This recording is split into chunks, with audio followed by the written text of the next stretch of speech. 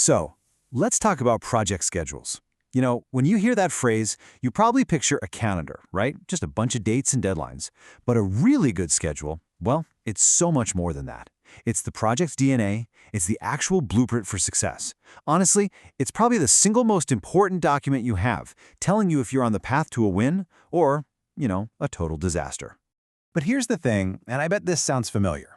Why is it that so many schedules look absolutely perfect on paper, just pristine, and then they just fall apart the second they hit reality? I mean, it happens all the time, right? What was supposed to be a smooth project suddenly turns into this chaotic scramble with delays and ballooning costs. It's so frustrating. And that right there is the real danger. This quote, it just nails it. A bad schedule is basically a faulty foundation for your project.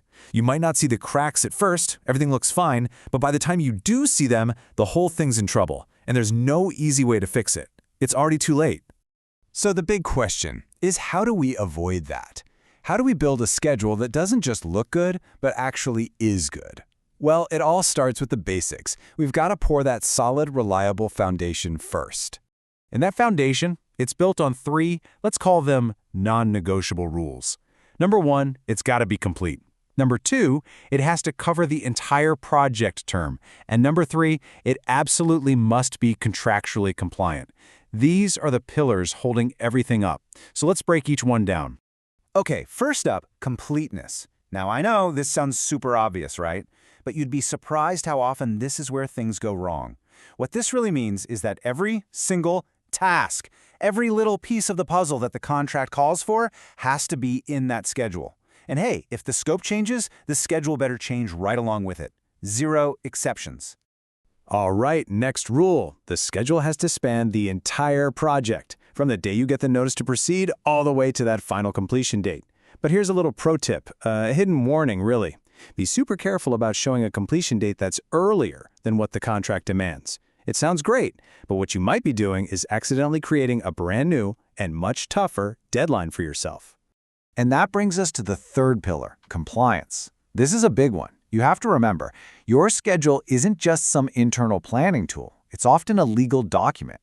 So if that contract says you need specific milestones or a certain level of detail, like a level 3 schedule, then that's exactly what you have to provide. You got to tick every single box that contract requires. Okay, so our foundation is poured. It's solid. But let's be honest, a plan that only works on paper is, well, it's useless. Now comes the hard part. We have to run this thing through what I like to call the real-world gauntlet. This is where we see if our beautiful plan can actually survive contact with reality. I mean, look at this. This just sums it up perfectly, doesn't it? On one side, you've got the plan, all neat and tidy, everything in a perfect little row. The dream. And on the other side, you have reality.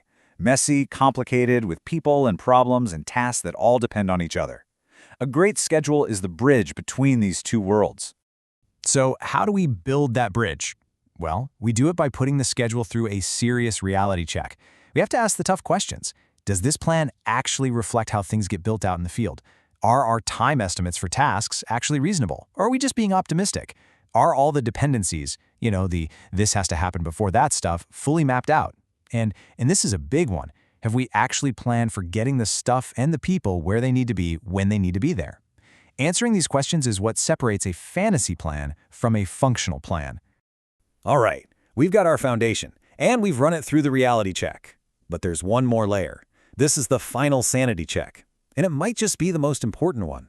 Because after all the fancy software, all the logic, all the data points, it all comes down to the most powerful tool we have, good old-fashioned human experience.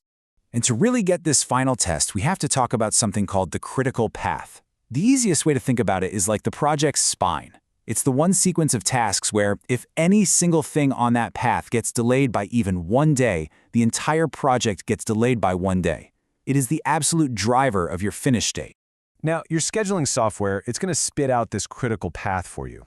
And technically, the logic will be perfect, the resources are loaded, everything checks out. But then you have to step back, look at the whole thing, and ask yourself the million-dollar question, does this path, this story the schedule is telling me, does it actually make any sense in the real world? And that right there, that leads us to the final, most essential ingredient of a great schedule. It has to pass the common sense test. It's that simple and that profound. This is where someone with real experience looks at the plan and just uses their gut. They ask, is this for real? And that's something no piece of software on earth can do for you. And here are some perfect examples of what we're talking about, the sniff test in action. A computer might spit out a plan that has you pouring tons of concrete in the middle of a brutal winter, with no buffer for weather delays. Or maybe it shows your team being most productive in the last 2 weeks of December, right when everyone's on holiday.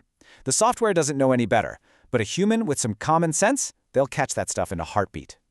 So at the end of the day, all of this, it's not just some checklist you take off and forget about. It's a discipline. It's a constant practice of testing your plan against those foundational rules, stress testing it against reality, and always, always applying your own common sense. So I'll leave you with this. The next time you've got a project schedule in front of you, just stop and ask yourself, is this thing a genuine blueprint for success? Is this a map that's actually going to get us where we need to go? Or is it just a beautiful work of fiction destined to fall apart? Because honestly, the answer to that question changes everything.